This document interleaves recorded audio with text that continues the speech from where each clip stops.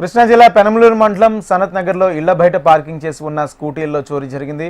40కి పైగా స్కూటీ డిక్కీలు ధ్వంసం చేసి నగదు, మెకానిక్ కిట్లు ఎట్టుకెళ్లారు. ఇది గంజాయి బ్యాచ్ పనే ఉంటుందని వాహనదారులు అనుమానిస్తున్నారు. ఇటువంటి ఘటనలు పునరావృతం కాకుండా చర్యలు తీసుకోవాలని పోలీసులు ఫిర్యాదు చేశారు. రాత్రి ఇంటి దగ్గర బండి పెట్టామండి. తెల్లదేవుని లేసేపాటికి డిక్కీ ఇరిగిపోయింది. ఏంటని అనుమానం వస్తే చూస్తే బయటకు వస్తే మా సందులో దగ్గర 6 బళ్ళు పగిలిపోయినాయి. మొత్తం సందులన్నీ తిరిగి చూస్తే 40 బళ్ళు పైన పగిలిపోయినాయండి.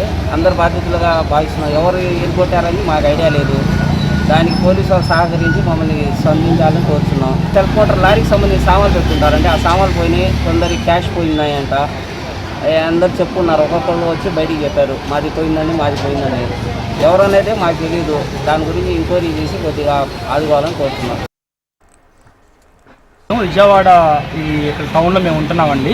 సనత్ నగర్ ఏరియాలో ఉదయాన్నే మేము చూసేసరికి మా బైకులు అన్నీ కూడా యాక్టివాలు ఏవైతే ఉన్నాయో అన్నీ కూడా పగలగొట్టడం జరిగింది.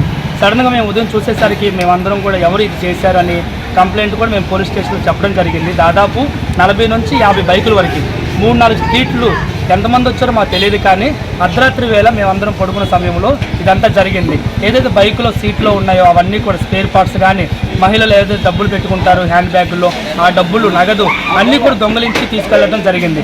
మా సనత్ నగర్లో ఇంతవరకు ఇలాంటి విషయాలు ఎప్పుడు జరగలేదు. ఎప్పుడు కూడా అందరం సురక్షితంగా ఉండేవాళ్ళం. సడన్గా ఈరోజు రాత్రి ఎందుకు జరిగిందో మాకు కూడా అర్థం కావట్లేదు.